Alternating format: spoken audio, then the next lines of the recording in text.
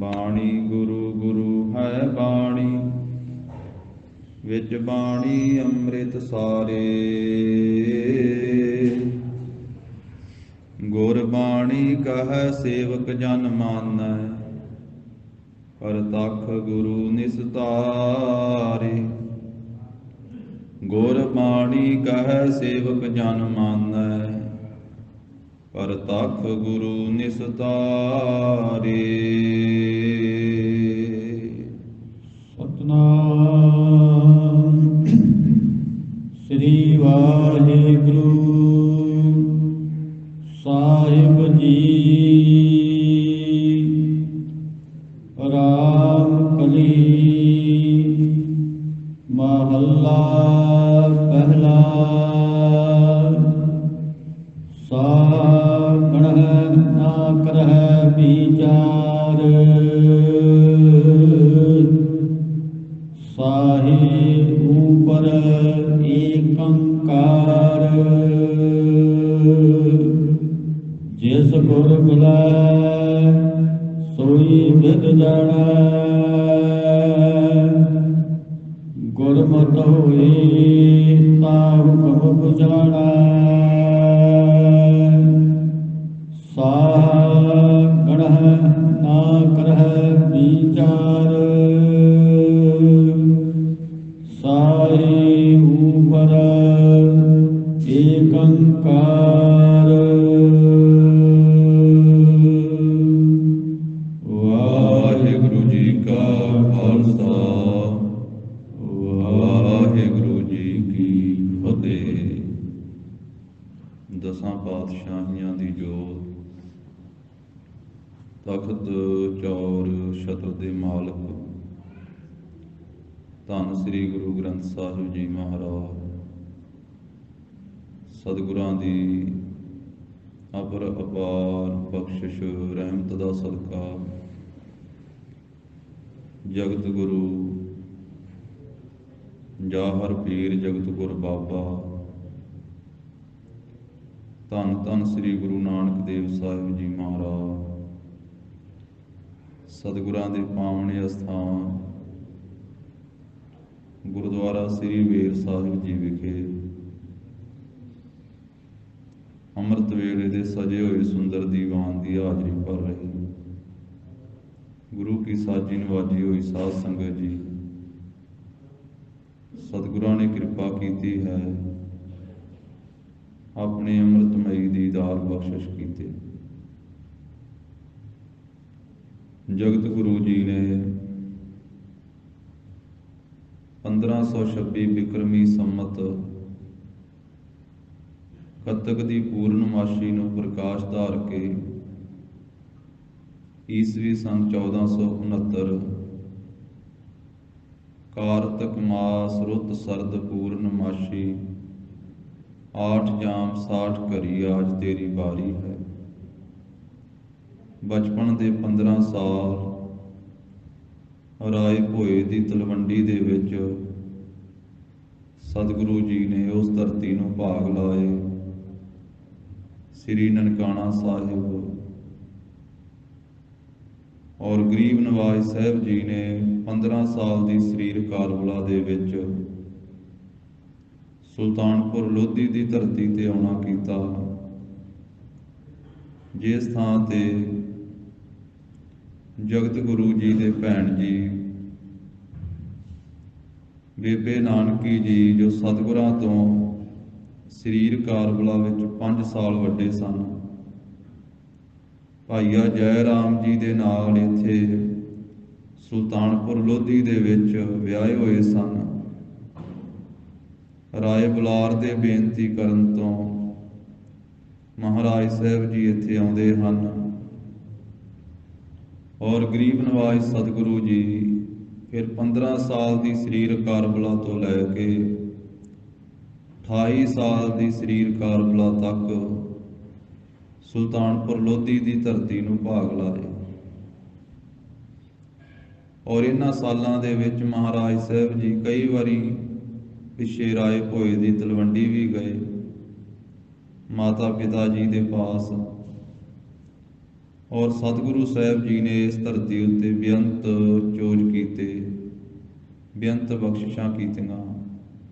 ਜਿੱਥੇ ਮੋਦੀ ਖਾਨਾ ਕਰਕੇ ਗਰੀਬਾਂ ਦੀਆਂ ਝੋਲੀਆਂ ਭਰੀਆਂ, ਤੇਰਾ ਤੇਰਾ ਕਹਿ ਕਰਕੇ ਮਹਾਰਾਜ ਸਾਹਿਬ ਜੀ ਝੋਲੀਆਂ ਭਰਦੇ।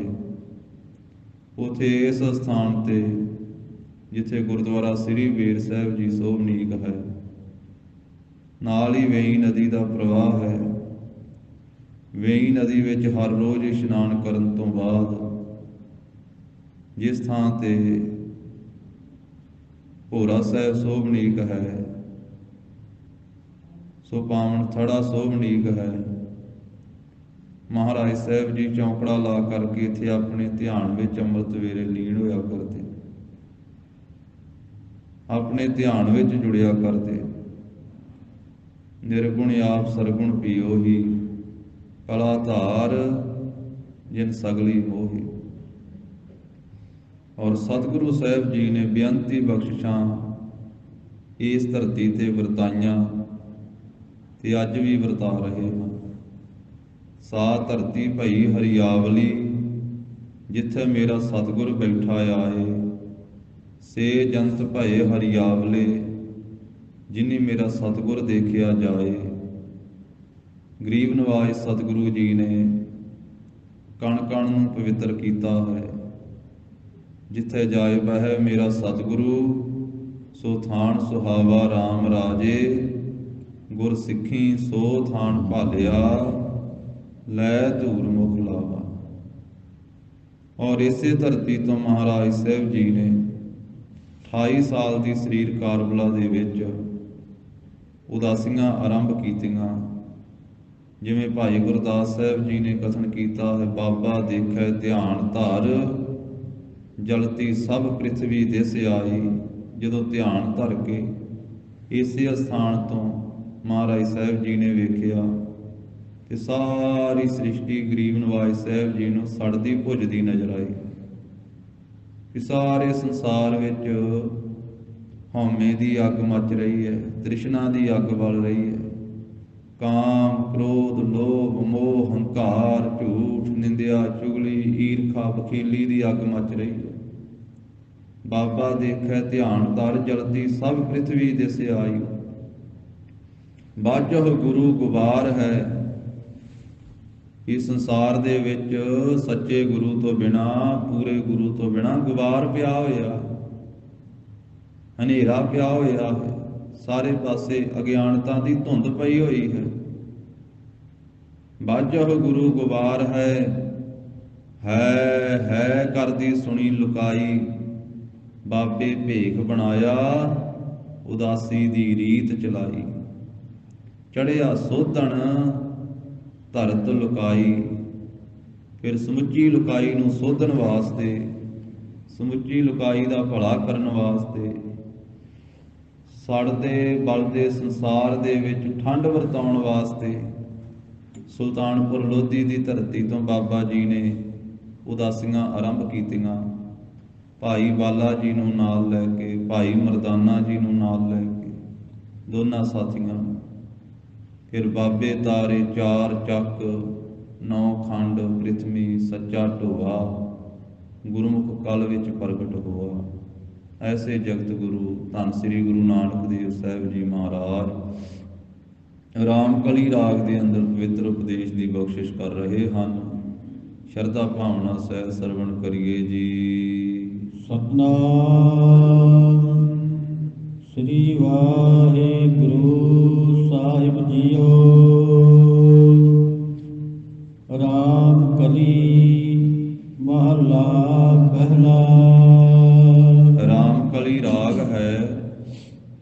ਪਹਿਲੇ ਪਾਤਸ਼ਾਹ ਜਗਤ ਗੁਰੂ ਸ੍ਰੀ ਗੁਰੂ ਨਾਨਕ ਦੇਵ ਸਾਹਿਬ ਜੀ ਮਹਾਰਾਜ ਉਚਾਰਨ ਕਰਦੇ ਹਨ। ਸਾਹਾ ਗਣਹਿ ਨਾ ਕਰਹਿ ਵਿਚਾਰ।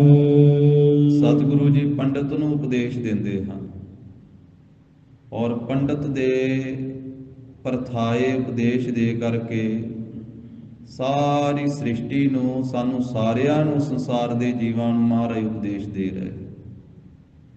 ਕਿਉਂਕਿ ਭਾਵੇਂ ਸ਼ਬਦ ਪੰਡਤ ਦੇ, ਬ੍ਰਾਹਮਣ ਦੇ ਪਰਥਾਏ ਮਹਾਰਾਜ ਨੇ ਉਚਾਰਨ ਕੀਤਾ ਹੈ, ਸਤਿਗੁਰੂ ਜੀ ਦੇ ਸੰਪਰਕ ਵਿੱਚ ਪੰਡਤ ਆਇਆ ਹੈ ਜੋ ਜੋਤਿਸ਼ ਦੀ ਵਿਚਾਰ ਕਰਦਾ ਹੈ, ਜੋ ਸਾਹੇ ਨੂੰ ਬੰਨ੍ਹਦਾ ਹੈ, ਸਾਹੇ ਦੀ ਗਿਣਤੀ ਮਿਣਤੀ ਕਰਦਾ ਹੈ ਕਿ ਇਹ ਚੰਗਾ ਸਮਾਂ ਹੈ, ਸ਼ੁਭ ਮੁਹੂਰਤ ਹੈ, ਇਹ ਮਾੜਾ ਸਮਾਂ ਹੈ। ਜਿਵੇਂ ਆ ਵਿਆਹ ਦੇ ਮੌਕੇ ਤੇ ਸਾਹਾ ਨਹੀਂ ਬੰਨਿਆ ਜਾਂਦਾ, ਸਾਹਾ ਕਢਾਇਆ ਜਾਂਦਾ, ਕਈ ਕਢਾਉਂਦੇ ਹਨ, ਪਰ ਹੈ ਤਾਂ ਉਹ ਗੁਰਮਤਿ ਤੋਂ ਉਲਟ। ਕੋਈ ਵੀ ਕਾਰਜ ਕਰਨਾ ਹੈ ਗੁਰਮਤਿ ਅਨੁਸਾਰ ਤਾਂ ਗੁਰੂ ਸਾਹਿਬ ਜੀ ਦੇ ਚਰਨਾਂ ਵਿੱਚ ਅਰਦਾਸ ਕਰਕੇ ਕਾਰਜ ਦੀ ਆਰੰਭਤਾ ਕੀਤੀ ਜਾਵੇ। ਕੋਈ ਵੀ ਕਾਰਜ ਹੈ ਆਰੰਭ ਵੇਲੇ ਵੀ ਅਰਦਾਸ ਕੀਤੀ ਜਾਵੇ, ਜਦੋਂ ਕਾਰਜ ਰਾਸ ਹੋ ਜਾਵੇ ਫਿਰ ਸ਼ੁਕਰਾਨੇ ਦੀ ਅਰਦਾਸ ਕੀਤੀ ਜਾਵੇ। ਕੀਤਾ ਲੋੜੀਐ ਕੰਮ ਸੋ ਹਰਿ ਬਹਿ ਆਖੀਐ, ਕਾਰਜ ਦੇ ਸਵਾਰ ਸਤਿਗੁਰ ਸੱਚ ਸਾਖੀਐ। ਪਰ ਸੰਸਾਰ ਦੇ ਵਿੱਚ ਬਹੁਤਾਤ ਦੇ ਵਿੱਚ ਲੋਕ ਜੋਤਸ਼ੀ ਤੋਂ ਪੁੱਛ ਕੇ ਕਾਰਜ ਸ਼ੁਰੂ ਕਰਦੇ। ਔਰ ਇਸ ਸ਼ਬਦ ਦੇ ਵਿੱਚ ਮਹਾਰਾਜ ਸਾਹਿਬ ਜੀ ਨੇ ਐਸਾ ਹੀ ਉਪਦੇਸ਼ ਬਖਸ਼ਿਆ, ਜੋ ਪੰਡਤ ਸਾਹੇ ਦੀ ਗਿਣਤੀ ਕਰਦਾ ਹੈ ਵੀ ਇਹ ਦਿਨ ਚੰਗਾ ਹੈ, ਇਹ ਦਿਨ ਮਾੜਾ ਹੈ, ਇਸ ਦਿਨ ਸਾਹਾ ਬੰਨਿਆ ਜਾਵੇ, ਸਾਹਾ ਸੋਧਿਆ ਜਾਵੇ, ਇਹ ਸ਼ੁਭ ਮੁਹੂਰਤ ਹੈ, ਤਾਂ ਮਹਾਰਾਜ ਸਾਹਿਬ ਉਸ ਪੰਡਤ ਨੂੰ ਉਪਦੇਸ਼ ਦਿੰਦੇ ਆ, ਪਰ ਉਹਦੇ ਪ੍ਰਥਾਏ ਸਾਨੂੰ ਸਾਰਿਆਂ ਨੂੰ ਉਪਦੇਸ਼ ਦਿੰਦੇ ਆ। ਪ੍ਰਥਾਏ ਸਾਖੀ ਮਹਾਂਪੁਰਖ ਬੋਲਦੇ, ਸਾਂਝੀ ਸਗਲ ਜਹਾਨ।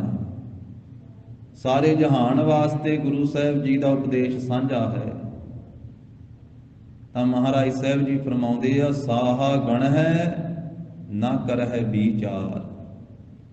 ਕਿਹੇ ਪੰਡਤ ਤੂੰ ਸਾਹੇ ਦੀ ਗਿਣਤੀ ਕਰਦਾ ਹੈ, ਤੂੰ ਸਾਹੇ ਦੀ ਗਣਨਾ ਹੈ ਕਿ ਸਾਹੇ ਦੀ ਵਿਚਾਰ ਵੀ ਇਹ ਸ਼ੁਭ ਦਿਨ ਹੈ।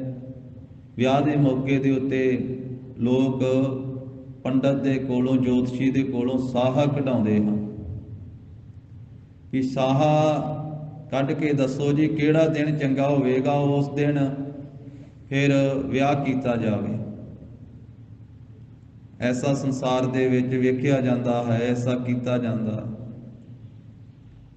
ਪਰ ਗੁਰੂ ਕੇ ਸਿੱਖਾਂ ਨੂੰ ਆਗਿਆ ਹੈ ਗੁਰੂ ਸਾਹਿਬ ਜੀ ਦੀ ਕਿ ਭਾਈ ਅਰਦਾਸ ਕਰਕੇ, ਕਰਤਾ ਪੁਰਖ ਦੀ ਸ਼ਰਨ ਗ੍ਰਹਿਣ ਕਰਕੇ ਕਾਰਜ ਆਰੰਭ ਕਰਨਾ ਹੈ। ਗੁਰੂ ਸਾਹਿਬ ਦੇ ਚਰਨ ਕਮਲਾਂ ਪਾਸ ਅਰਦਾਸ ਕਰਕੇ, ਕਿਸੇ ਜੋਤਸ਼ੀ ਦੇ ਕੋਲੋਂ ਨਹੀਂ ਪੁੱਛਣਾ। ਭਾਈ ਗੁਰਦਾਸ ਸਾਹਿਬ ਜੀ ਦਾ ਕਥਨ ਹੈ ਕਿ ਜੋ ਗੁਰੂ ਕੇ ਸਿੱਖ ਹਨ ਉਹ ਜੋਤਸ਼ੀ ਨੂੰ ਨਹੀਂ ਪੁੱਛਦੇ। ਪੂਛਤ ਨਾ ਜੋਤ ਕੇ ਆਓ ਥਿਤ ਵਾਰ ਕਸ਼, ਗ੍ਰਹਿ ਨਛੱਤਰ ਕੀ ਨਾ ਸ਼ੰਕਾ ਔਰ ਧਾਰੀ ਹੈ। ਨਾ ਕਿਸੇ ਗ੍ਰਹਿ ਦੀ ਨਾ ਕਿਸੇ ਨਛੱਤਰ ਦੀ ਗੁਰੂ ਕੇ ਸਿੱਖਾਂ ਨੇ ਆਪਣੇ ਹਿਰਦੇ 'ਚ ਸ਼ੰਕਾ ਨਹੀਂ ਧਾਰਨ ਕੀਤੀ, ਕਿਉਂਕਿ ਗੁਰੂ ਕੇ ਸਿੱਖ ਉਸ ਨੂੰ ਨਮਸਕਾਰ ਕਰਦੇ ਆ ਜਿਸ ਨੇ ਸਾਰੇ ਗ੍ਰਹਿ ਤੇ ਸਾਰੇ ਨਛੱਤਰ ਪੈਦਾ ਕੀਤੇ, ਜਿਸ ਨੇ ਸਾਰੇ ਤੱਤ ਪੈਦਾ ਕੀਤੇ ਆ, ਜਿਸ ਨੇ ਸਾਰੀ ਸ੍ਰਿਸ਼ਟੀ ਪੈਦਾ ਕੀਤੀ ਆ, ਜਿਸ ਪਰਮੇਸ਼ਰ ਦੇ ਹੁਕਮ ਦੇ ਵਿੱਚ ਸਾਰਾ ਸਮਾਂ ਬਣਿਆ ਹੈ, ਜਿਹਦੇ ਹੁਕਮ ਦੇ ਵਿੱਚ ਸੱਤੇ ਵਾਰ ਬਣੇ ਆ, ਜਿਹਦੇ ਹੁਕਮ ਦੇ ਵਿੱਚ ਹੀ ਇਹ ਤਿੱਤਾਂ ਬਣੀਆਂ, ਜਿਸ ਦੇ ਹੁਕਮ ਦੇ ਵਿੱਚ ਹੀ ਸੂਰਜ ਤੇ ਚੰਦ ਬਣਿਆ, ਦਿਨ ਤੇ ਰਾਤ ਬਣੀ, ਸਾਰੀ ਕਿਰਤ ਬਣੀ। ਤੇ ਗੁਰੂ ਕੇ ਸਿੱਖ ਉਸ ਕਰਤਾ ਪੁਰਖ ਨੂੰ ਨਮਸਕਾਰ ਕਰਦੇ। ਤੋ ਗਰੀਬ ਨਵਾਜ ਸਾਹਿਬ ਜੀ ਕਹਿੰਦੇ, ਹੈ ਪੰਡਤ ਸਾਹਾ ਗਣ ਹੈ, ਤੂੰ ਸਾਹੇ ਦੀ ਗਿਣਤੀ ਤਾਂ ਕਰਦਾ ਹੈ ਜੋਤਿਸ਼ ਦੇ ਅਨੁਸਾਰ, ਨਾ ਕਰਹਿ ਵਿਚਾਰ।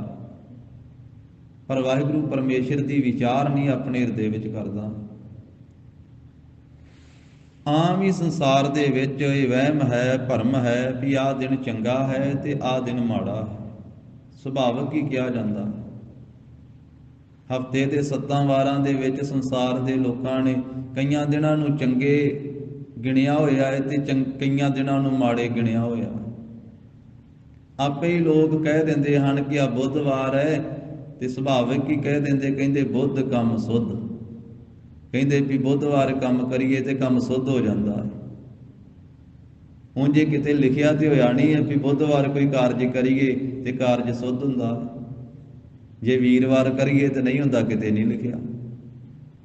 ਵੀ ਇੱਕੋ ਜਿਹੀ ਵਾਰ ਵਾ ਸਾਰੇ ਹਫਤੇ ਦੇ, ਉਹਦੇ ਵਿੱਚ ਕਿਸੇ ਨੂੰ ਚੰਗਾ ਜਾਂ ਕਿਸੇ ਨੂੰ ਮਾੜਾ ਕਹਿਣਾ, ਇਹ ਤਾਂ ਮਨੁੱਖ ਨੇ ਆਪਣੀ ਸੋਚ ਮੁਤਾਬਕ ਹੀ ਕਿਹਾ।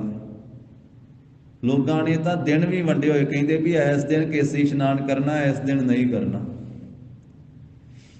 ਵੀ ਜੇ ਉਸ ਦਿਨ ਕੀਤਾ ਜਾਵੇਗਾ ਫਿਰ ਵੀ ਕੇਸਾਂ ਦੇ ਵਿੱਚ ਸਾਬਣ ਜੰਮ ਜਾਵੇਗਾ, ਜਾਂ ਦਹੀਂ ਜੰਮ ਜਾਵੇਗਾ, ਜਾਂ ਉਸ ਦਿਨ ਕੇਸ ਨਿਖਰਨਗੇ ਨਹੀਂ। ਪਰ ਇੱਕ ਵਹਿਮ ਪਿਆ ਹੋਇਆ ਹੈ, ਵਹਿਮ। ਕੋਈ ਵੀ ਦਿਨ ਜਿਹੜਾ ਵਾ ਉਹਨੂੰ ਇਸ ਤਰੀਕੇ ਦੇ ਨਾਲ ਚੰਗਾ ਜਾਂ ਮਾੜਾ ਨਹੀਂ ਕਿਹਾ ਜਾ ਸਕਦਾ।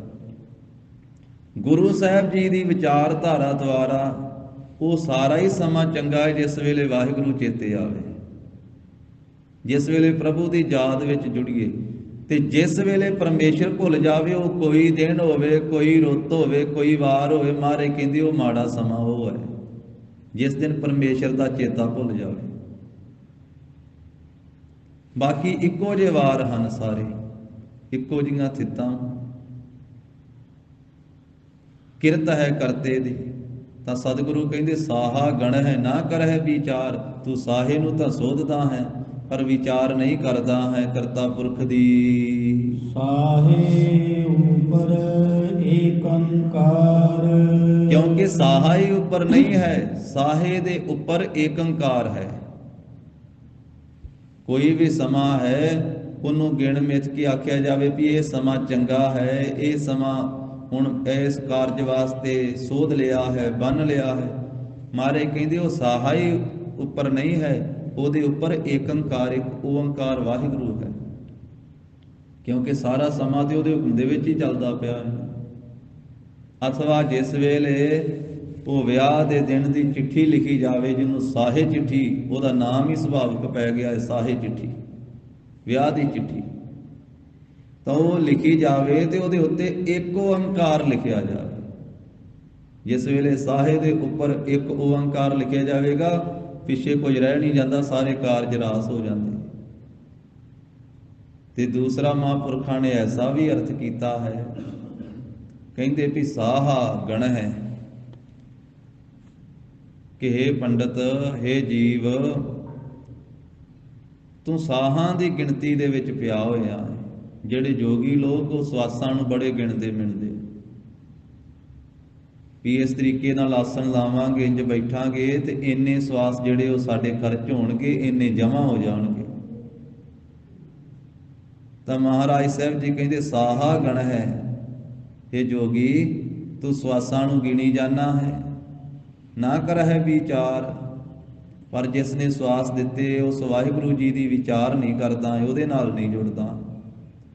ਕਿਉਂਕਿ ਸਾਹੇ ਉੱਪਰ ਏਕੰਕਾਰ, ਇਹਨਾਂ ਸਵਾਸਾਂ ਦੇ ਉੱਤੇ ਉਹ ਇੱਕ ਓੰਕਾਰ ਪਰਮੇਸ਼ਰ ਹੈ, ਇੱਕ ਪ੍ਰਮਾਤਮਾ ਹੈ, ਜਿਸ ਨੇ ਸਾਹ ਦਿੱਤੇ ਹੋਏ, ਜਿਹਦੇ ਹੁਕਮ ਦੇ ਵਿੱਚ ਗਿਣਤੀ ਦੇ ਸਵਾਸ ਮਿਲੇ ਹੋਏ ਹਨ। ਉਹ ਪਰਮੇਸ਼ਰ ਹੀ ਵਾਹਿਗੁਰੂ ਸਾਰੇ ਸਵਾਸਾਂ ਦਾ ਮਾਲਕ ਹੈ, ਸਾਰੇ ਸ਼ਾਹੂਕਾਰਾਂ ਸ਼ਾਹਾਂ ਦਾ ਮਾਲਕ ਹੈ, ਤਾਂ ਉਹ ਸਭ ਤੋਂ ਉੱਤਮ ਹੈ। ਇਸ ਕਰਕੇ ਵਾਹਿਗੁਰੂ ਪਰਮੇਸ਼ਰ ਦਾ ਓਟ ਆਸਰਾ ਲੈ ਕਰਕੇ ਹੀ ਸਾਰੇ ਕਾਰਜ ਕਰਨੇ ਚਾਹੀਦੇ ਆ। ਸਾਹਾ ਆਦਿਕ ਜਿਹੜਾ ਹੈ ਕਿਸੇ ਜੋਤਸ਼ੀ ਤੋਂ ਪੁੱਛ ਕੇ ਨਹੀਂ ਸੁਧਾਉਣਾ ਚਾਹੀਦਾ। ਗੁਰੂ ਪਰਮੇਸ਼ਰ ਦਾ ਓਟ ਆਸਰਾ ਲੈ ਕਰਕੇ ਕੋਈ ਵੀ ਜਿਹੜਾ ਦਿਨ ਹੈ ਉਹ ਵਿਚਾਰ ਕੇ ਰੱਖ ਲੈਣਾ ਚਾਹੀਦਾ ਵਿਆਹ ਆਦਿਕ ਵਾਸਤੇ। ਜਿਸ ਗੁਰ ਬੁਲਾਏ ਸੋਈ ਵਿਦ ਜਾਣਾ। ਮਹਾਰਾਜ ਕਹਿੰਦੇ ਪਰ ਇਸ ਵਿਧੀ ਨੂੰ ਉਹ ਜਾਣ ਸਕਦਾ ਜਿਸ ਨੂੰ ਗੁਰੂ ਸਾਹਿਬ ਜੀ ਮਿਲ ਪੈਣ, ਜਿਸ ਨੂੰ ਗੁਰੂ ਸਾਹਿਬ ਦਾ ਮਿਲਾਪ ਹੋਵੇ, ਉਹ ਇਸ ਵਿਧੀ ਨੂੰ, ਇਸ ਢੰਗ ਤਰੀਕੇ ਨੂੰ ਜਾਣਦਾ ਹੈ।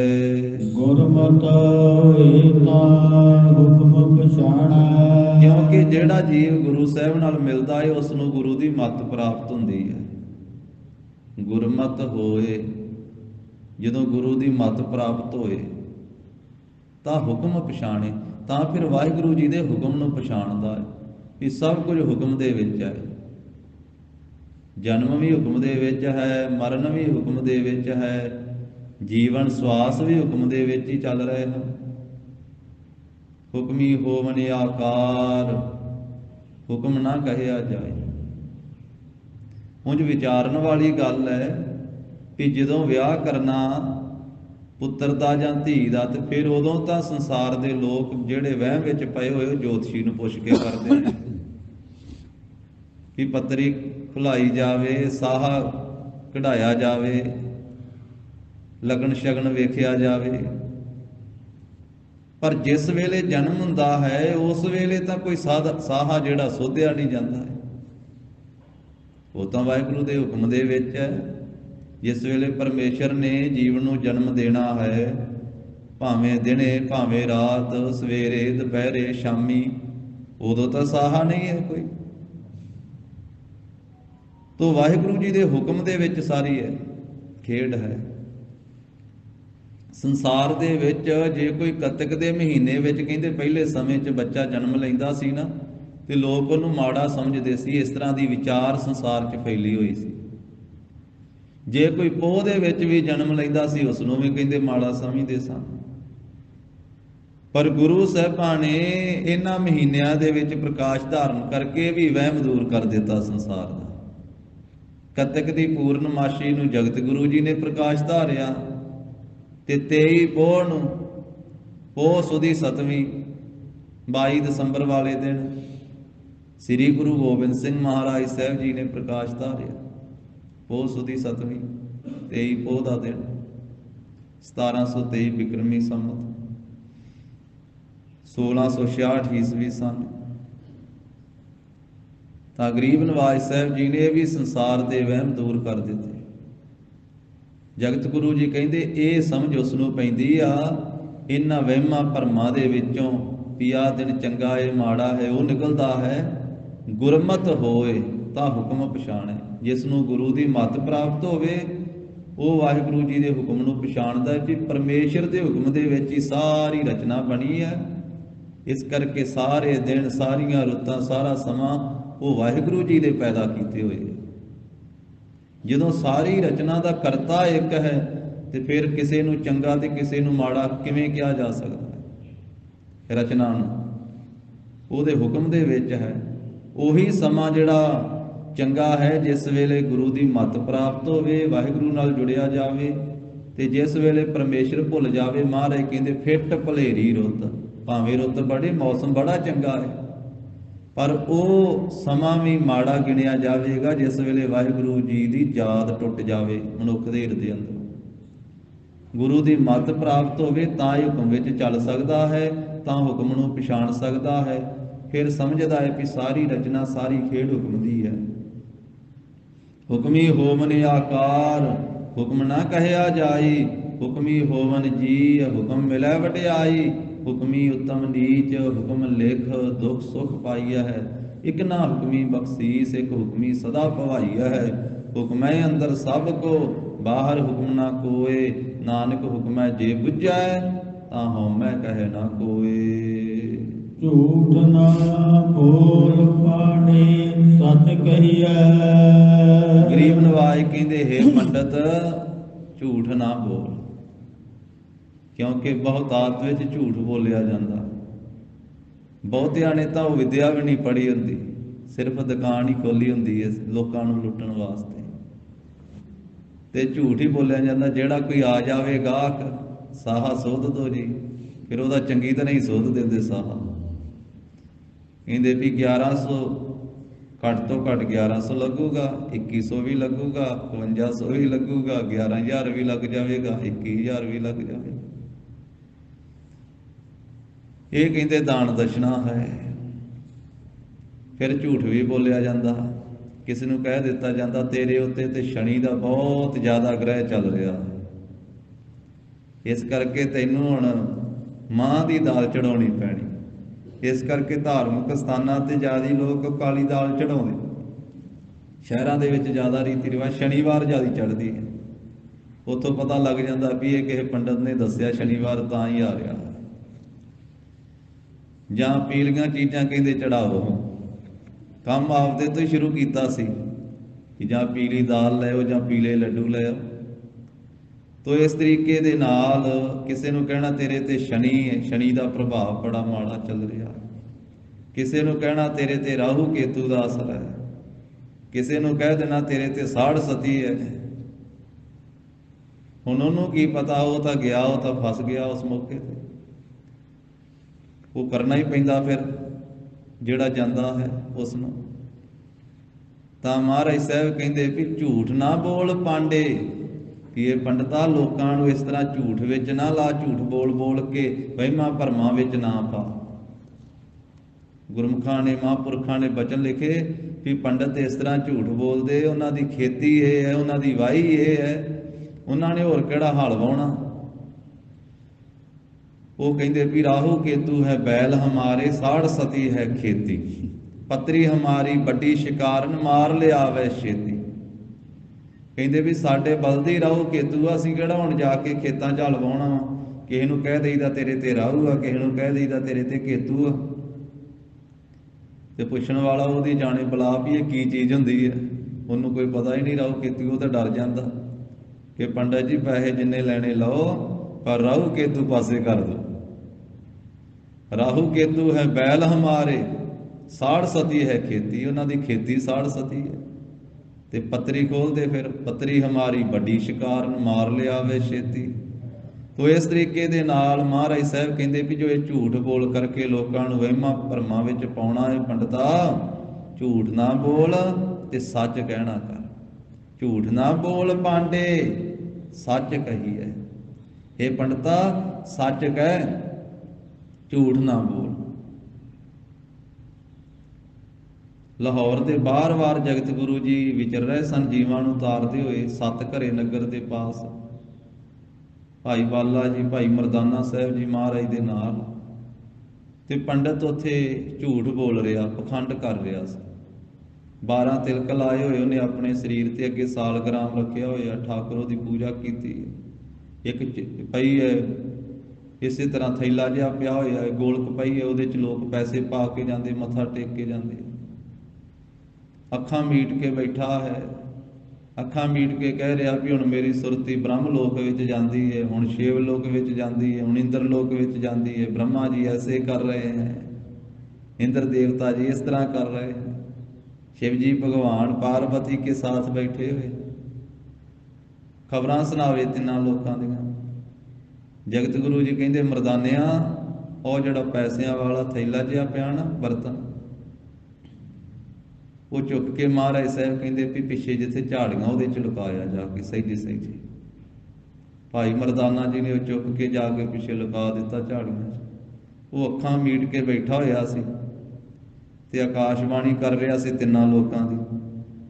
ਜਦੋਂ ਅੱਖਾਂ ਖੁੱਲ੍ਹੀਆਂ ਤੇ ਸਾਹਮਣੇ ਉਹ ਥੈਲਾ ਜਿਹਾ ਦਿਸਿਆ ਹੀ ਨਾ, ਗੋਲਕ ਦਿਸੀ ਨਾ ਪੈਸਿਆਂ ਵਾਲੀ। ਉਸੇ ਵੇਲੇ ਘਬਰਾ ਗਿਆ ਤੇ ਸੱਜੇ ਖੱਬੇ ਵੇਖਣ ਲੱਗਾ, ਪੁੱਛਣ ਲੱਗਾ। ਉਦੋਂ ਕੁਝ ਭੀੜ ਘਟੀ ਸੀ ਲੋਕਾਂ ਦੀ, ਮੱਥਾ ਟੇਕਣ ਵਾਲਿਆਂ ਦੀ। ਜਦੋਂ ਬਾਅਦ ਵਿੱਚ ਲੋਕ ਫਿਰ ਉਹਦੇ ਕੋਲੇ ਆਏ ਤੇ ਉਹ ਪੁੱਛਦਾ ਵਾ ਵੀ ਤੁਸੀਂ ਵੇਖਿਆ ਨਹੀਂ ਗਾ ਪੈਸਿਆਂ ਵਾਲਾ ਥੈਲਾ? ਉਹ ਚੌਂਕੀ ਨਹੀਂ ਵੇਖੀ ਜਿਹਦੇ ਵਿੱਚ ਪੈਸੇ ਸਨ? ਉਹ ਕਹਿੰਦੇ ਨਹੀਂ ਸਾਨੂੰ ਤਾਂ ਨਹੀਂ ਪਤਾ। ਮਹਾਰਾਜ ਸਾਹਿਬ ਜੀ ਨੂੰ ਪੁੱਛਦਾ ਹੈ ਤੇ ਸਤਿਗੁਰੂ ਕਹਿਣ ਲੱਗੇ ਪੰਡਿਤ ਜੀ ਹੁਣੇ ਤਾਂ ਤੁਹਾਡੀ ਸੁਰਤੀ ਤਿੰਨਾਂ ਲੋਕਾਂ ਵਿੱਚ ਗਈ ਹੋਈ ਸੀ ਤੇ ਸੁਰਤੀ ਨਾਲ ਹੀ ਵੇਖੋ ਨਾ, ਤਿੰਨਾਂ ਲੋਕਾਂ 'ਚੋਂ ਬਾਹਰ ਥੋੜ੍ਹਾ ਚਲੇ ਗਿਆ ਹੋਣਾ ਉਹ ਥੈਲਾ ਜਿਹਾ। ਜਿਹੜੀ ਗੋਲਕ ਵਾ ਉਹ ਤਿੰਨਾਂ ਲੋਕਾਂ 'ਚੋਂ ਬਾਹਰ ਤੇ ਨਹੀਂ ਚਲੇਗੀ ਹੋਣੀ, ਸੁਰਤੀ ਲਾ ਕੇ ਵੇਖੋ। ਉਹਨੇ ਜਾਣਿਆ ਵੀ ਇਹਨਾਂ ਨੂੰ ਪਤਾ ਹੈ ਤੇ ਫਿਰ ਬਾਬਾ ਜੀ ਦੇ ਅੱਗੇ ਉਹਨੇ ਸੱਚ ਬੋਲਿਆ। ਕਹਿਣ ਲੱਗਾ ਮਹਾਰਾਜ ਕੋਈ ਮੈਨੂੰ ਤਿੰਨਾਂ ਲੋਕਾਂ ਦੀ ਸੋਝੀ ਨਹੀਂ ਹੈ, ਸਿਰਫ ਆ ਪੇਟ ਦਾ ਹੀ ਮਸਲਾ ਹੈ। ਜੇ ਨਾ ਇਸ ਤਰ੍ਹਾਂ ਕਰੀਏ ਤੇ ਲੋਕ ਵੀ ਨਹੀਂ ਮੱਥਾ ਟੇਕਦੇ। ਥੋੜਾ ਜਿਹਾ ਅੱਖਾਂ ਜਿਹੀਆਂ ਮੀਟ ਕਰਕੇ ਤੇ ਪਖੰਡ ਜਿਹਾ ਕਰਨਾ ਪੈਂਦਾ ਹੈ, ਦੱਸਣਾ ਪੈਂਦਾ ਵੀ ਹੁਣ ਇੱਥੇ ਮੈਂ ਪਹੁੰਚਿਆ, ਹੁਣ ਇੱਥੇ ਪਹੁੰਚਿਆ, ਤੇ ਲੋਕ ਫਿਰ ਬੜਾ ਮੱਥਾ ਟੇਕਦੇ ਆ ਕੇ। ਤੇ ਮਸਲਾ ਭੇਟ ਦਾ ਹੈ ਮੇਰਾ।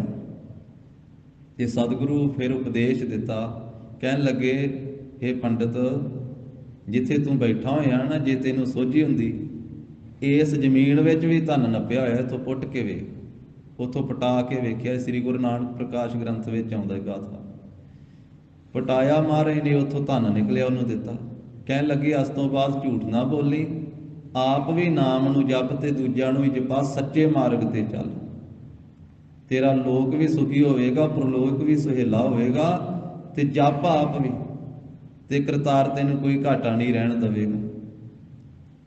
ਇੱਥੇ ਗਰੀਬ ਨਵਾਜ਼ ਜਗਤ ਗੁਰੂ ਜੀ ਫਰਮਾ ਰਹੇ ਆ, ਝੂਠ ਨਾ ਬੋਲ ਪਾਂਡੇ, ਸੱਚ ਕਹੀਏ। ਹੇ ਪੰਡਤਾ ਝੂਠ ਨਾ ਬੋਲ, ਸੱਚ ਕਿਹਾ ਕਰ, ਸੱਚ ਬੋਲਿਆ ਕਰ। ਹੁਣ ਕੱਲਾ ਪੰਡਤ ਨੂੰ ਹੀ ਨਹੀਂ ਕਹਿ ਰਹੇ, ਕੱਲਾ ਬ੍ਰਾਹਮਣ ਨੂੰ ਨਹੀਂ, ਉਸ ਵੇਲੇ ਜਦੋਂ ਬਾਣੀ ਉਚਾਰੀ ਆ ਪੰਡਤ ਸਾਹਮਣੇ ਬੈਠਾ ਹੋਇਆ ਪੰਡਤ ਨੂੰ ਕਹਿ ਰਹੇ ਆ, ਪਰ ਸਾਨੂੰ ਕੱਲੇ ਕੱਲੇ ਨੂੰ ਸਾਨੂੰ ਵੀ ਕਹਿ ਰਹੇ ਆ ਕਿ ਹੇ ਜੀਵ ਰੂਪ ਪੰਡਤ, ਹੇ ਜੀਵ ਰੂਪ ਬ੍ਰਾਹਮਣ, ਝੂਠ ਨਾ ਬੋਲਿਆ ਕਰ, ਸੱਚ ਬੋਲਿਆ ਕਰ, ਕੂੜ ਨਾ ਬੋਲਿਆ ਕਰ।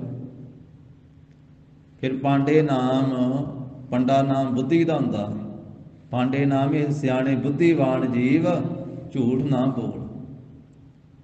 ਤੇ ਸੱਚ ਕੀ ਹੈ? ਸੱਚ ਪਰਮੇਸ਼ਰ ਹੈ। ਸੱਚੇ ਪਰਮੇਸ਼ਰ ਨੂੰ ਆਖਿਆ ਕਰ, ਸੱਚ ਵੀ ਬੋਲਿਆ ਕਰ। ਤੇ ਸੱਚ ਪਰਮੇਸ਼ਰ ਹੈ, ਆਦ ਸੱਚ ਜੁਗਾਦ ਸੱਚ ਹੈ, ਭੀ ਸੱਚ ਨਾਨਕ ਹੋਸੀ ਭੀ ਸੱਚ। ਉਹ ਸੱਚ ਪਰਮੇਸ਼ਰ ਨਿਤ ਨਵਾਂ ਜੋ ਹੈ ਉਸ ਨੂੰ ਆਖਿਆ ਕਰ। ਸੱਚੇ ਵਾਹਿਗੁਰੂ ਜੀ ਦਾ ਸਿਮਰਨ ਕਰਿਆ ਕਰ, ਐਵੇਂ ਝੂਠ ਨਾ ਬੋਲਿਆ ਕਰ। ਹਉਮੈ ਜਾਏ ਸ਼ਬਦ ਕਰ ਲਈਐ। ਗਰੀਬ ਨਵਾਜ ਕਹਿੰਦੇ ਜਦੋਂ ਤੇਰੀ ਹਉਮੈ ਚਲੇ ਜਾਵੇਗੀ, ਇਹ ਪੰਡਤ ਹਉਮੈ ਨਿਵਰਤ ਹੋ ਜਾਵੇਗੀ, ਫਿਰ ਗੁਰੂ ਕੇ ਸ਼ਬਦ ਦੁਆਰਾ ਤੂੰ ਆਪਣੇ ਅਸਲ ਘਰ ਨੂੰ ਲਹੀਐ ਪ੍ਰਾਪਤ ਕਰ ਲਵੇਂਗਾ, ਫਿਰ ਆਤਮਿਕ ਘਰ ਵਿੱਚ ਪਹੁੰਚ ਜਾਵੇਂਗਾ, ਫਿਰ ਵਾਹਿਗੁਰੂ ਜੀ ਦੇ ਘਰ ਦੀ ਤੈਨੂੰ ਪ੍ਰਾਪਤੀ ਹੋ ਜਾਵੇਗੀ। ਸੱਚਖੰਡ ਰੂਪੀ ਘਰ ਤੂੰ ਪ੍ਰਾਪਤ ਕਰ ਲਵੇਂਗਾ ਗੁਰੂ ਕੇ ਸ਼ਬਦ ਦੁਆਰਾ। ਵਿਸਰਾਮ ਦੇ ਕੇ ਫਰਮਾਉਂਦੇ ਹਨ, ਗਣ ਗਣ ਜੋਤਕ ਕਾਂਡੀ ਕੀਨੀ। ਗਣ ਗਣ ਗਿਣਤੀਆਂ ਕਰ ਕਰਕੇ ਜੋਤਿਸ਼ ਦੀਆਂ, ਤੇ ਕਾਂਡੀ ਨਾਮ ਹੈ ਜਨਮ ਪੱਤਰੀ ਦਾ। ਤੂੰ ਜਨਮ ਪੱਤਰੀ ਤਿਆਰ ਕਰਦਾ ਹੈ, ਜੋਤਿਸ਼ ਦੀਆਂ ਗਿਣਤੀਆਂ ਮਿਣਤੀਆਂ ਕਰਕੇ, ਕਿਹੜਾ ਵਾਰ ਹੈ, ਕੀ ਦਿਨ ਹੈ, ਕਿਹੜਾ ਗ੍ਰਹਿ ਨਛੱਤਰ ਹੈ, ਸਮਾਂ ਕਿਹੜਾ ਆਇਓ, ਸਾਰੀ ਵਿਚਾਰ ਕਰਕੇ ਤੂੰ ਜਨਮ ਪੱਤਰੀ ਤਿਆਰ ਕਰਦਾ ਹੈ। ਪੜ੍ਹੈ ਸੁਣਾਵੈ ਤਤ ਨ ਚੀਨੀ। ਤੂੰ ਧਰਮ ਗ੍ਰੰਥਾਂ ਨੂੰ ਪੜ੍ਹਦਾ ਵੀ ਹੈ ਤੇ ਪੜ੍ਹ ਕੇ ਸੁਣਾਉਂਦਾ ਵੀ ਹੈ, ਪਰ ਜੋ ਤਤ ਸਰੂਪ ਹੈ ਪਰਮੇਸ਼ਰ ਵਾਹਿਗੁਰੂ, ਉਸ ਨੂੰ ਤੂੰ ਨਹੀਂ ਚੀਨਿਆ, ਨਹੀਂ ਜਾਣਿਆ। ਅਥਵਾ ਧਰਮ ਗ੍ਰੰਥਾਂ ਨੂੰ ਪੜ੍ਹਦਾ ਵੀ ਹੈ, ਪੜ੍ਹ ਕੇ ਸੁਣਾਉਂਦਾ ਵੀ ਹੈ, ਪਰ ਜੋ ਧਰਮ ਗ੍ਰੰਥ ਵਿੱਚ ਤੱਤ ਦੀ ਗੱਲ ਹੈ, ਸਿਧਾਂਤ ਦੀ ਗੱਲ ਹੈ, ਪਰਮੇਸ਼ਰ ਨਾਲ ਜੁੜਨ ਦੀ ਗੱਲ ਹੈ, ਉਸ ਨੂੰ ਤੂੰ ਨਹੀਂ ਚੀਨਿਆ, ਨਹੀਂ ਜਾਣਿਆ, ਨਹੀਂ ਸਮਝਿਆ। ਸਭ ਸੇ ਉਪਰ ਗੁਰ ਸ਼ਬਦ ਵਿਚਾਰ। ਮਾਰੇ ਕਹਿੰਦੇ ਆ ਜਿੰਨੇ ਤੂੰ ਕਰਮ ਕਾਂਡ ਕਰਦਾ ਹੈ ਨਾ, ਆਸਾਹੇ ਸੋਧਦਾ ਹੈ, ਜਨਮ ਪੱਤਰੀਆਂ ਬਣਾਉਂਦਾ ਹੈ, ਹੋਰ ਕਰਮ ਕਾਂਡ ਕਰਦਾ ਤੇ ਦੱਸਦਾ ਹੈ, ਇਹਨਾਂ ਸਾਰਿਆਂ ਕਰਮਾਂ ਤੋਂ ਉੱਪਰ ਗੁਰੂ ਕੇ ਸ਼ਬਦ ਦੀ ਵਿਚਾਰ ਹੈ। ਤੂੰ ਵਿਚਾਰ ਨਾ ਕਰ, ਗੁਰੂ ਦਾ ਸ਼ਬਦ ਸਾਰਿਆਂ ਤੋਂ ਉੱਪਰ ਹੈ। ਇਸ ਕਰਕੇ ਗੁਰੂ ਸ਼ਬਦ ਨਾਲ ਜੋੜ, ਗੁਰੂ ਸ਼ਬਦ ਦੀ ਵਿਚਾਰ ਨੂੰ ਆਪਣੇ ਹਿਰਦੇ ਧਾਰਨ ਕਰ, ਗੁਰੂ ਸ਼ਬਦ ਦੀ ਵਿਚਾਰ ਹੀ ਦੂਸਰਿਆਂ ਨਾਲ ਸਾਂਝੀ ਕਰ। ਬਾਕੀ ਜਿਹੜੇ ਕਰਮ ਕਾਂਡ ਉਹਨਾਂ ਦਾ ਤਿਆਗ ਕਰ, ਕਿਉਂਕਿ ਸਾਰਿਆਂ ਕਰਮਾਂ ਤੋਂ ਉੱਪਰ ਗੁਰੂ ਦਾ ਸ਼ਬਦ ਹੈ, ਗੁਰੂ ਦਾ ਨਾਮ ਹੈ। ਵਿਚਾਰ ਕਰਕੇ ਆਪਣੇ ਹਿਰਦੇ ਵਿੱਚ ਗੁਰੂ ਕੇ ਸ਼ਬਦ ਨੂੰ ਵਸਾਉਣਾ ਕਰ। ਗਰੀਬ ਨਵਾਜ ਨੇ ਆਖਿਆ ਸੁਖਮਨੀ ਸਾਹਿਬ ਦੀ ਅੰਮ੍ਰਿਤ ਬਾਣੀ ਵਿੱਚ, ਬਹੁ ਸ਼ਾਸਤਰ ਬਹੁ ਸਿਮਰਤੀ ਪੇਖੇ ਸਰਬ ਢੋਲ, ਪੂਜਸ ਨਾਹੀ ਹਰ ਹਰੇ ਨਾਨਕ ਨਾਮ ਅਮੋਲ। ਨਾਮ ਐਸਾ ਅਮੋਲਕ ਹੈ, ਕੋਈ ਵੀ ਦੁਨੀਆ ਦਾ ਸਾਧਨ ਨਾਮ ਦੇ ਬਰਾਬਰ, ਨਾਮ ਦੇ ਤੁੱਲ ਨਹੀਂ ਪੁੱਜ ਸਕਦਾ। ਸਤਿਗੁਰੂ ਕਹਿੰਦੇ ਤੋਲ ਕੇ ਵੇਖੇ, ਤੱਕੜੀ ਵਿੱਚ ਰੱਖ ਕੇ ਤੋਲ ਕੇ ਵੇਖੇ, ਵਿਚਾਰ ਦੀ ਤੱਕੜੀ ਦੇ ਵਿੱਚ ਰੱਖ ਕੇ ਦ੍ਰਿਸ਼ਟਾਂਤ ਪ੍ਰਮਾਣ ਰੂਪੀ ਵੱਡੇ ਦੇ ਨਾਲ ਸਭ ਕੁਝ ਤੋਲ ਕੇ ਵੇਖਿਆ। ਚੌਥੇ ਪਾਤਸ਼ਾਹ ਜੀ ਦਾ ਵੀ ਬਚਨ ਹੈ, ਜੈਤਸਰੀ ਰਾਗ ਵਿੱਚ ਆਉਂਦਾ ਹੈ। ਧੰਨ ਗੁਰੂ ਰਾਮਦਾਸ ਮਹਾਰਾਜ ਫਰਮਾਉਂਦੇ ਹਨ, ਸਭ ਤੀਰਥ ਸਾਰੇ ਤੀਰਥਾਂ ਦਾ ਇਸ਼ਨਾਨ, ਸਭ ਤੀਰਥ ਵਰਤ ਜਗ ਪੁੰਨ, ਸਾਰੇ ਤੀਰਥ ਸਾਰੀ ਪ੍ਰਕਾਰ ਦੇ ਵਰਤ ਜਿੰਨੇ ਦੁਨੀਆ ਕਾ ਰੱਖਦੀ ਹੈ, ਸਭ ਤੀਰਥ ਵਰਤ ਜਗ, ਸਾਰੀ ਪ੍ਰਕਾਰ ਦੇ ਜਗ ਤੇ ਸਾਰੀ ਪ੍ਰਕਾਰ ਦੇ ਪੁੰਨ ਜੋ ਸੰਸਾਰ 'ਚ ਕੀਤੇ ਜਾਂਦੇ। ਸਭ ਤੀਰਥ ਵਰਤ ਜਗ ਪੁੰਨ ਧੋਲਾਹਾ, ਹਰ ਹਰ ਨਾਮ ਨਾ ਪੁੱਜਾ ਹੈ ਪੁਜਾਹਾ। ਮਾਰੇ ਕਹਿੰਦੇ ਤੋਲ ਕੇ ਵੇਖੇ, ਵਾਹਿਗੁਰੂ ਪਰਮੇਸ਼ਰ ਦੇ ਨਾਮ ਦੇ ਬਰਾਬਰ ਕੋਈ ਸਾਧਨ ਨਹੀਂ ਪੁੱਜਦਾ, ਕੋਈ ਕਰਮ ਨਹੀਂ ਪੁੱਜਦਾ। ਜਾਪ ਤਾਪ ਗਿਆਨ ਸਭ ਧਿਆਨ, ਖਟ ਸ਼ਾਸਤਰ ਸਿਮਰਤ ਵਖਿਆਨ, ਜੋਗ ਅਭਿਆਸ ਕਰਮ ਧਰਮ ਕਿਰਿਆ, ਸਗਲ ਤਿਆਗ ਪਨ ਮਧੇ ਫਿਰਿਆ, ਅਨੇਕ ਪ੍ਰਕਾਰ ਕੀਏ ਬਹੁ ਜਤਨਾ, ਪੁੰਨ ਦਾਨ ਹੋਮੇ ਬਹੁ ਰਤਨਾ, ਸਰੀਰ ਕਟਾਏ ਹੋਮੈ ਕਰ ਰਾਤੀ, ਵਰਤ ਨੇਮ ਕਰੈ ਬਹੁ ਭਾਤੀ, ਨਹੀਂ ਤੁਲ RAM ਨਾਮ ਵਿਚਾਰ, ਨਾਨਕ ਗੁਰਮੁਖ ਨਾਮ ਜਪੀਐ ਇੱਕ ਬਾਰ।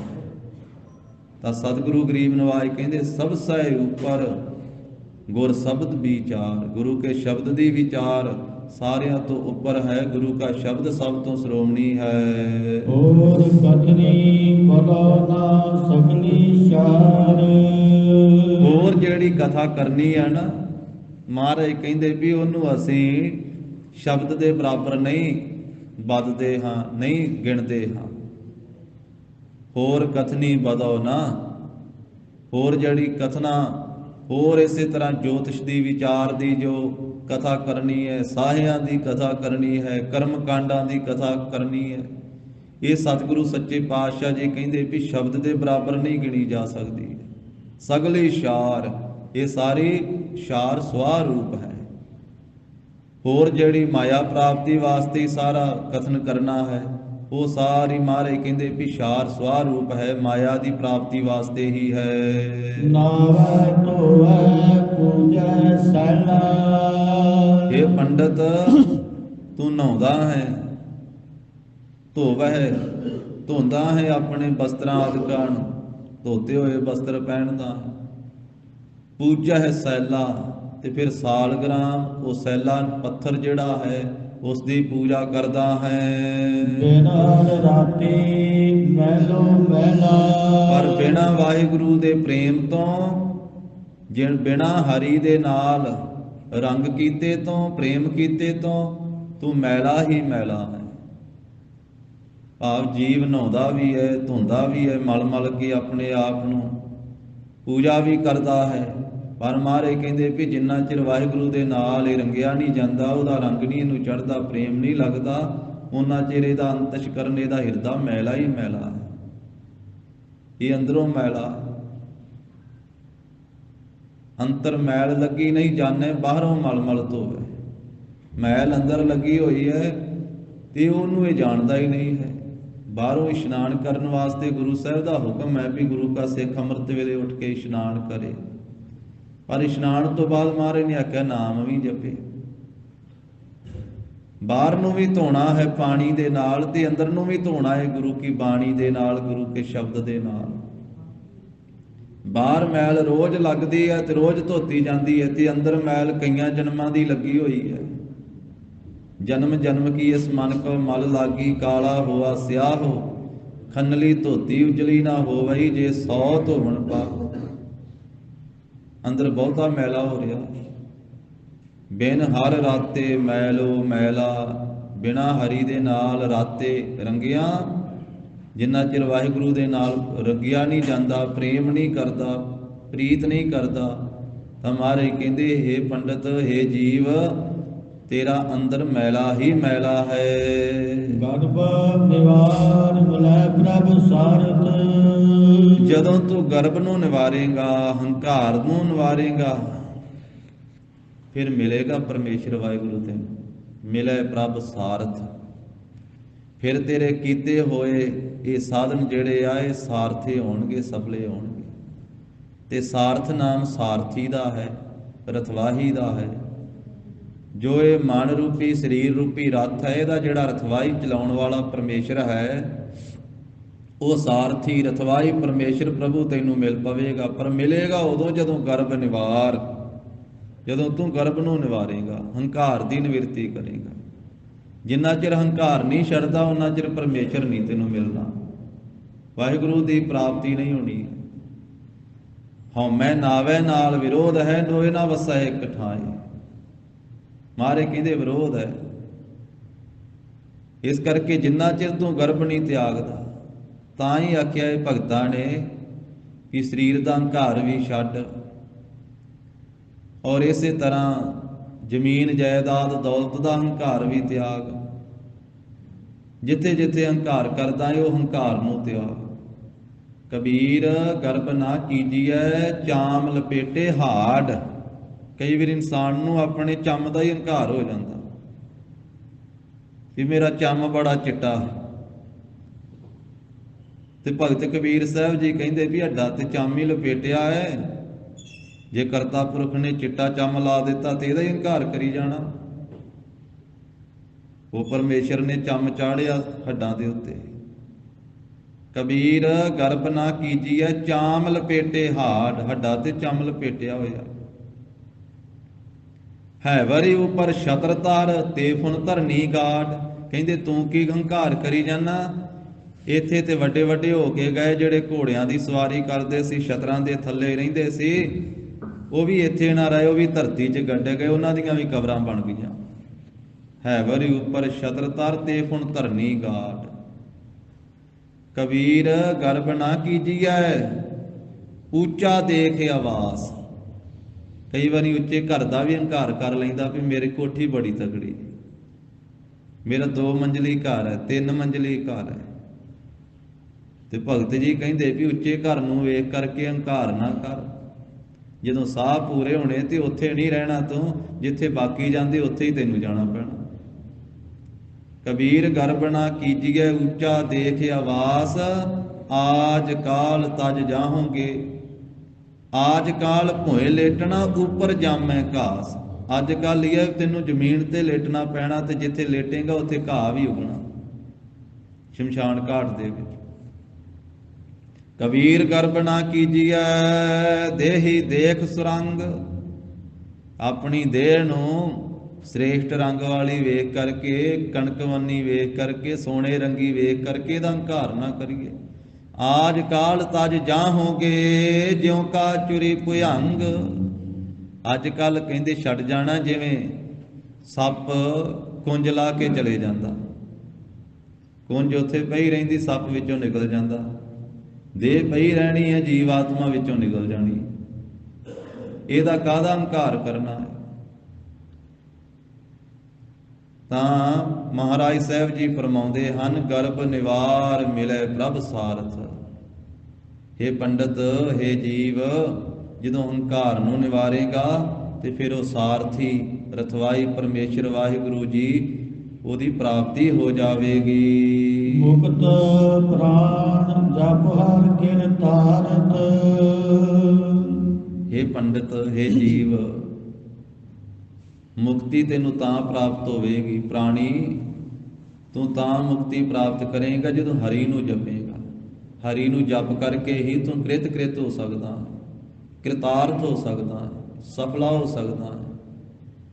ਤੇਰੇ ਪ੍ਰਾਣਾਂ ਨੂੰ ਮੁਕਤੀ ਪ੍ਰਾਪਤ ਹੋ ਜਾਵੇਗੀ।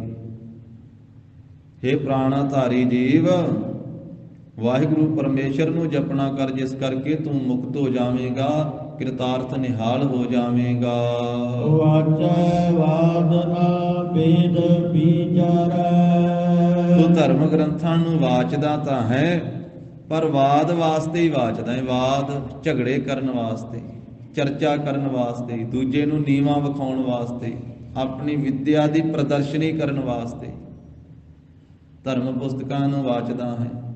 ਪਰ ਜੋ ਉਹਨਾਂ ਵਿੱਚ ਵੇਦ ਹੈ, ਗਿਆਨ ਹੈ, ਉਹ ਗਿਆਨ ਦੀ ਤੂੰ ਵਿਚਾਰ ਨਹੀਂ ਕਰਦਾ ਹੈ।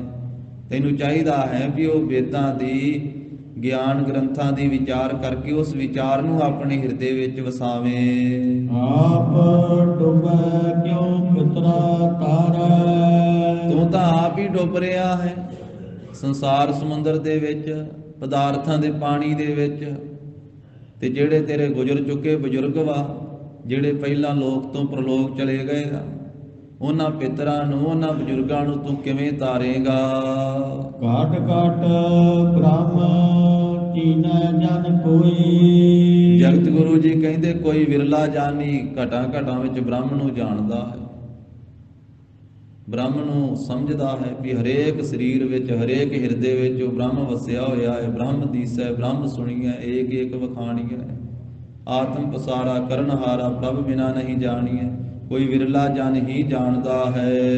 ਸਤਿਗੁਰ ਮਿਲੈ ਤਾਂ ਸੋਝੀ ਹੋਈ। ਚੇਲਾ ਵੀ ਉਹੀ ਜਾਣਦਾ ਹੈ ਜਿਸ ਨੂੰ ਪੂਰੇ ਗੁਰੂ ਜੀ ਮਿਲਦੇ ਆ, ਸਤਿਗੁਰੂ ਜੀ ਮਿਲਦੇ ਆ, ਤਾਂ ਇਹ ਸੋਝੀ ਪ੍ਰਾਪਤ ਹੁੰਦੀ ਆ ਵੀ ਪਰਮੇਸ਼ਰ ਦਾ ਸਾਰੇ ਥਾਵਾਂ ਤੇ ਵਾਸਾ ਹੈ। ਗਣਤ ਗਣੀਐ ਸੈਸਾ ਦੁਖ ਜੀਐ।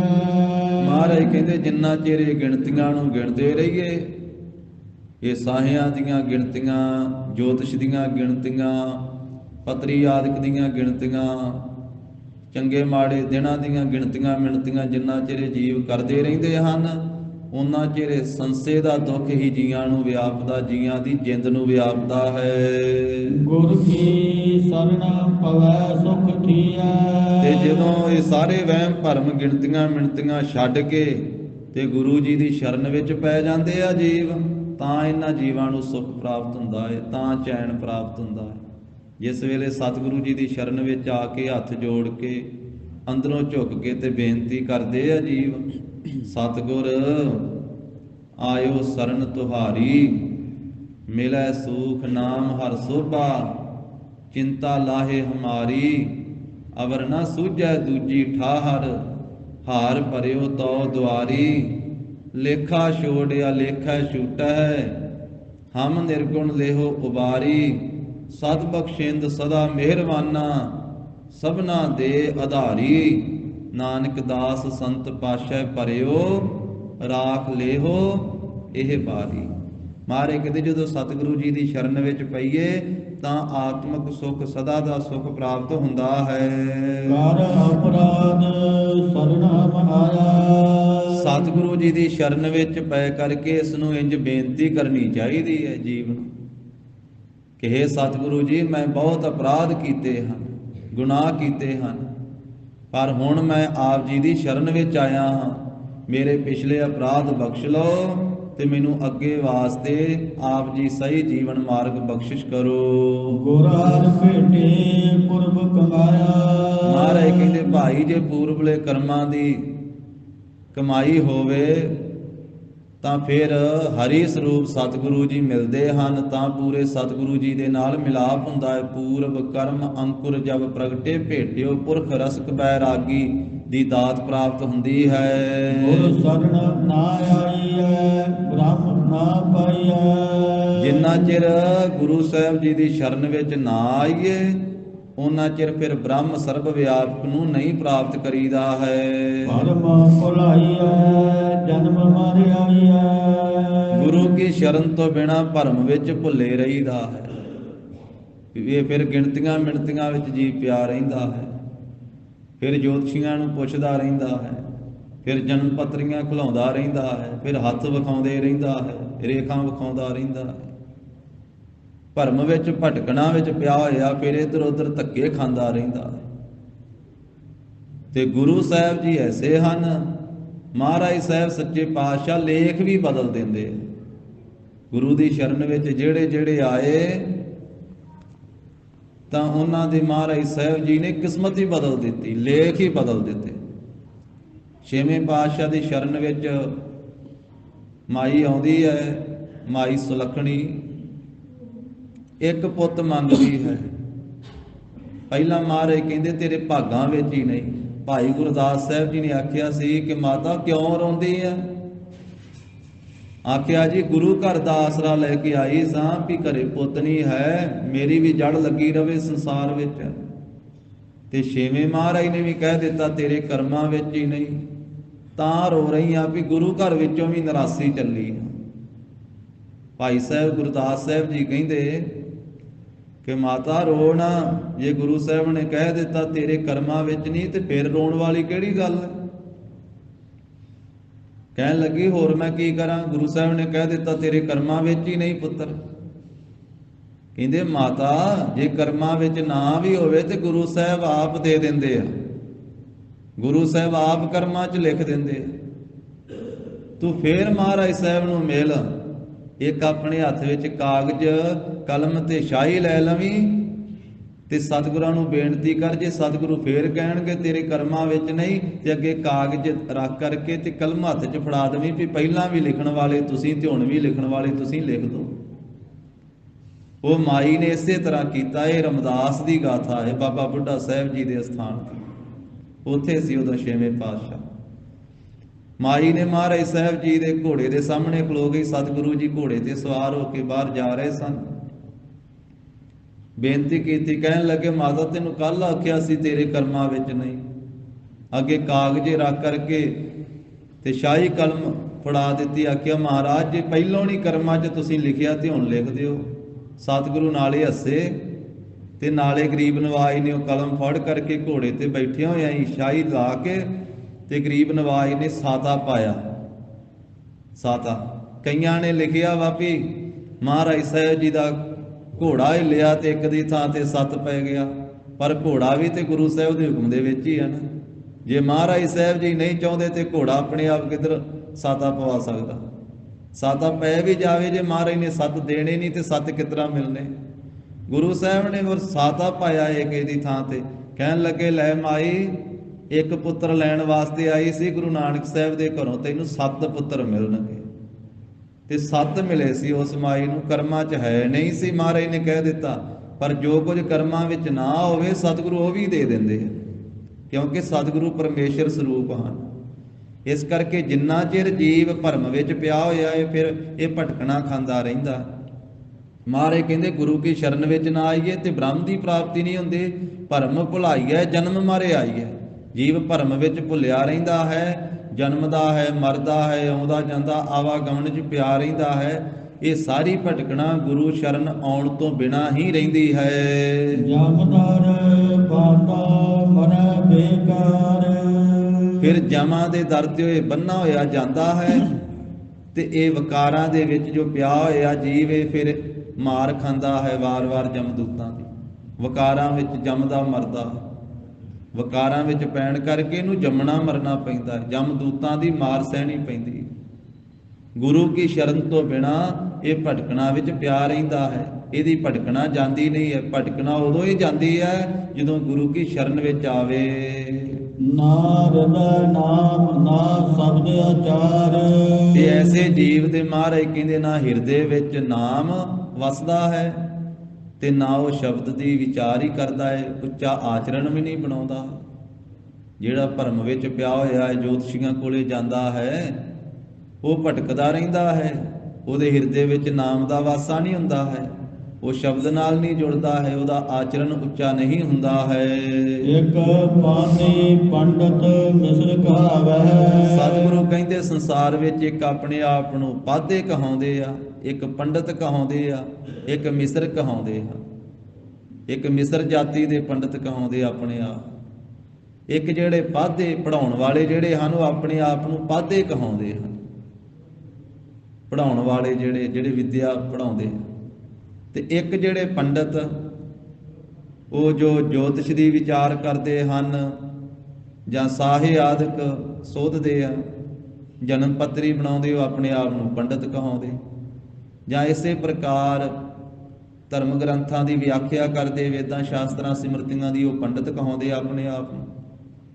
ਤੇ ਇੱਕ ਮਿਸਰ ਕਹਾਵ ਹੈ ਕਿਸੇ ਦੇ ਜਨਮੇ ਮਰਨੇ ਤੇ ਜਿਹੜੇ ਕਾਰਜ ਕਰਦੇ ਹਨ ਵਿਆਹਾਂ ਆਦਿਕਾਂ ਤੇ ਉਹ ਮਿਸਰ ਕਹਾਉਂਦੇ ਹਨ ਆਪਣੇ ਆਪ ਨੂੰ। ਦੁਬਦਾ ਰਾਤੀ ਮੈਲ ਨਾ ਪਾਵੈ। ਉਹ ਦੁਬਦਾ ਦੇ ਵਿੱਚ ਰੱਤੇ ਹੋਏ ਆ, ਉਹਨਾਂ ਦੇ ਅੰਦਰ 2 ਵਿਧੀਆਂ ਬਣੀਆਂ ਹੋਈਆਂ। ਦੁਬਦਾ ਦੁਚਿੱਤੀ ਪੁਣੀ ਦੇ ਵਿੱਚ ਹਨ, ਅੰਦਰ ਦੁਚਿੱਤਾਪਣ ਬਣਿਆ ਹੋਇਆ ਹੈ, 2 ਪਾਸੇ ਚਿੱਤ ਜਾਂਦਾ ਹੈ। 2 ਵਿਧੀਆਂ ਬਣੀਆਂ ਹੋਈਆਂ।